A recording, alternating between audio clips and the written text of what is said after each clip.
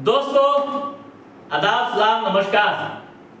यदि आपके पास भूमि है या फिर किसान है, खेती की जमीन है, तो आपके लिए सरकार बड़ा कदम उठाने जा रही है। क्या कदम उठाने जा रही है, आप ध्यान से सुनिएगा और जरूरत पड़े तो नोट भी कर लीजिएगा। एक एक बात, एक एक कदम सरकार का यह काफी महत्वपूर्ण है। क्या है इसमें दोस्तों? जैसा कि आप जानते हैं कि देश के हर व्यक्ति के पास आधार कार्ड है। ठीक उसी तरह से भूमि का भी आधार कार्ड बनेगा। सरकार ने आम बजट 2024 पेश कर दी है और इसके लिए कई तरह के प्रावधान दिए गए हैं। बताया गया है कि भूमि सुधार की दिशा में यह एक महत्वपूर्ण कदम होगी। ठीक है दोस्तों, आइए भू आधार के बारे में पहले जानें। ठीक है दोस्तों, केंद्र की सरकार ने ग्रामीण व शहरी क्षेत्र दोनों के लिए प्रावधान तैयार किए।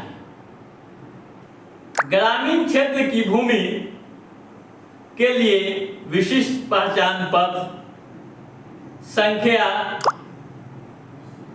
या भू आधार व शहरी क्षेत्र के लिए भू अभिलेखों का विशिष्टीकरण का प्रस्ताव रखा गया है। सरकार अगले 3 वर्षों के भीतर इस काम को अंजाम देगी। राज्य सरकारों के सहयोग से इस काम को किया जाएगा। दोस्तों, भूमि सुधारों के लिए पूरा फोकस किया गया है। राज्यों को इसके लिए वित्तीय सहायता दी जाएगी।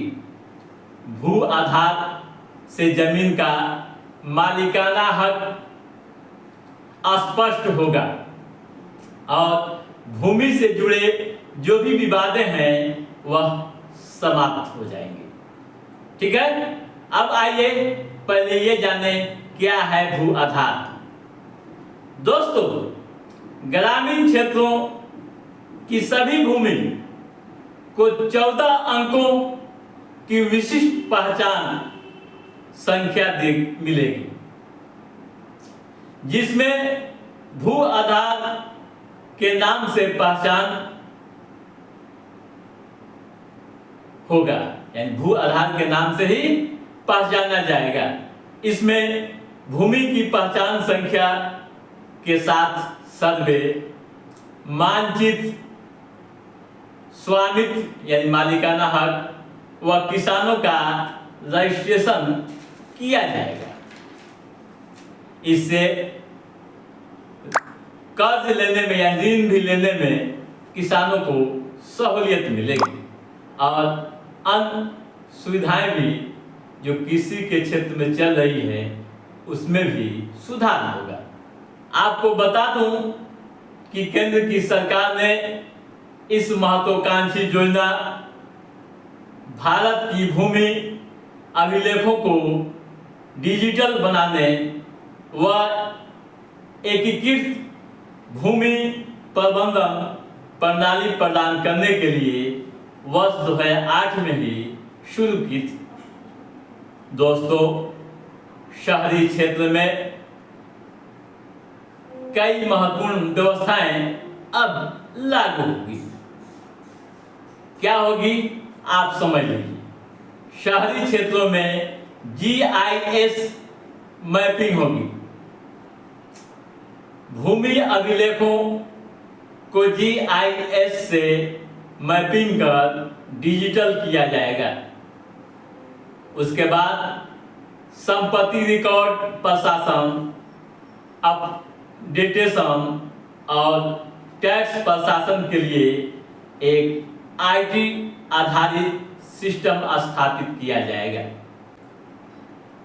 इससे शहरी निकायों की वित्तीय स्थिति में सुधार करने में मदद मिलेगी।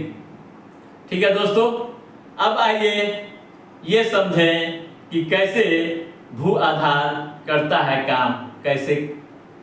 तो सबसे पहले भूखंड को जीपीएस तकनीक का उपयोग करते हुए जियो टैगिंग किया जाएगा। ठीक है, जियो टैगिंग किया जाता है ताकि इसकी सही भौगोलिक स्थिति की पहचान हो सके। उसके बाद फिर सर्वेक्षणकर्ता भूखंड की सीमाओं का भौतिक सत्यापन और माप करते हैं। फिर उसके बाद अगली कड़ी में भूखंड के लिए भूमि मालिक का नाम, उपयोग श्रेणी आदि विवरण एकत्रित किए जाते हैं। सभी एकत्रित विवरण फिर भूमि रिकॉर्ड प्रबंधन प्रणाली में दर्ज किए जाते हैं। सिस्टम में स्वचालित रूप से भूखंड के लिए 14 अंक का भू आधार संख्या तैयार करता है, जो डिजिटल रिकॉर्ड से जुड़ा होता है। ठीक है दोस्तों, अब ये भी समझिए कि भू आधार से किस तरह की मिलेगी जानकारियां।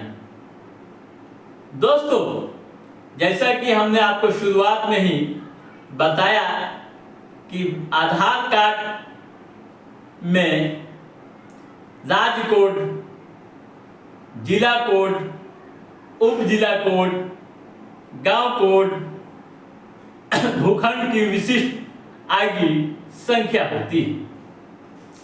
आप फायदे भी समझ लीजिए। दोस्तों, सबसे बड़ा फायदा तो भूमि विवाद खत्म होगा। उसके बाद भूमि अभिलेखों की सटीक जानकारी मानचित्र के माध्यम से व माप के माध्यम से मिल जाएगी। भूमि विवादों में कमी आएगी। आधार से लिंक कर भू अभिलेखों तक ऑनलाइन पहुंचा जा सकेगा। यानी कहीं घूमने की जरूरत नहीं होगी, चक्कर लगाने की जरूरत नहीं होगी। आधार से लिंक रहेगा और आप अपना रिकॉर्ड देख सकेंगे।